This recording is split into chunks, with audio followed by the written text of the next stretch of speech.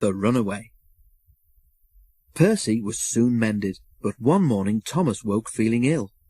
The Fat Controller sent him to the big station to see if they could make him better there, but it was no use. "Edward must take you to the works," the Fat Controller told him. Then he went to see Duck. "I want you to go and help Percy and Toby while Thomas is ill," he said. "Donald and Douglas will do your work here until Thomas comes back."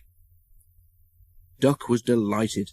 He knew Percy already, and it wasn't long before he'd made friends with Toby, Terence, and Bertie. Percy, who was still cross with Thomas, was glad to have someone new to talk to. Even Annie and Clarabel were impressed. "Such nice manners," they told each other. "It really is a pleasure to go out with him." They soon made Duck welcome, and he laughed when they told him how Thomas had once left their guard behind at the junction.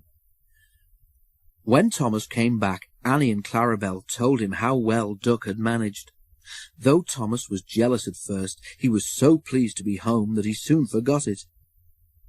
But he didn't forget the affair with the coal. Percy was careful to keep out of his way. The works had left Thomas's handbrake very stiff. It made his brakes seem as if they were on, when in fact they weren't, and Thomas's driver and fireman soon learnt to be extra careful.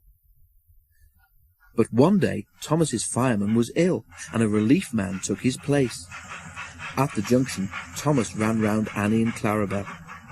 While his driver chatted to the station master on the platform, the fireman fastened the coupling. The driver had told him about Thomas's brake, but unluckily he had forgotten. When he had finished with the coupling, he joined the driver and station master on the platform. Thomas simmered happily. In the distance Henry appeared. Not long now, thought Thomas. At that moment Thomas felt his wheels begin to move. He tried to stop, but he couldn't without his driver and fireman. He tried to whistle a warning, but he couldn't do that either. The guard shouted from the platform, but that did no good. The guard, driver, and the fireman were all stranded, and the passengers were left on the platform staring. Thomas, Annie, and Clarabel gathered speed out of the station. The empty coaches shrieked as they rounded the curve, but Thomas, with plenty of steam, kept on going. The signalman at the junction soon realised what had happened and sent a message along the line. An inspector prepared to stop the runaway at the station near the airfield, where Harold the helicopter stood ready in case of emergency. But Thomas was still going much too fast.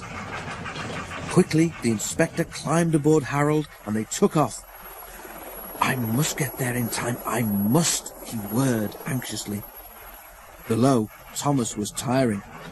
"I need to stop, I need to stop," he panted wearily. Annie and Clarabel held back as they went uphill. As they neared the station, Thomas saw Harold land, and the inspector run towards the platform where he stood waiting. This time Thomas entered the station slowly enough for the inspector to act. Running beside the train, he judged his moment, jumped and scrambled into Thomas's cab. Then he put the brake hard on. With a sigh of relief, Thomas stopped. The inspector mopped his brow. "Phew," he remarked. Wearily, Thomas agreed with him.